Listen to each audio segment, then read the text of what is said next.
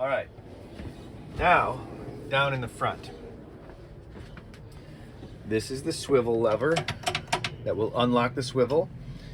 This, never grab these bars here. Always use these tags because this seat will slide back and forth, and I don't want to be holding this while it slides into the rest of that metal and chop my fingers off.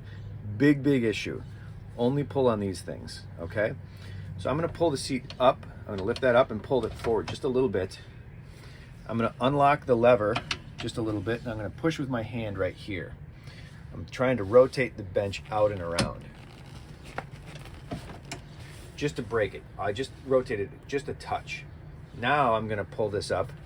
I'm going to pull it all the way forward, okay? And then we should freely be able to rotate the whole bench all the way sideways. Now we're in side-by-side mode. If we pull this back, we can lean it back. And again, there's that little side lever here. I can put it as a lounge. To put it back, facing forward, first pull the lever up, pull it forward, come back over here.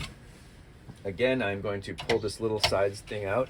Don't grab this. This is all wood. This would be very bad. I'm going to grab a chunk of metal and pull it, and then just gently rotate it back into place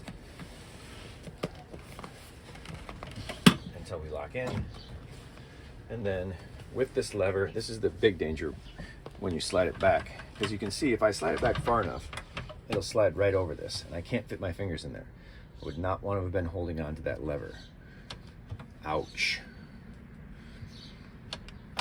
Okay,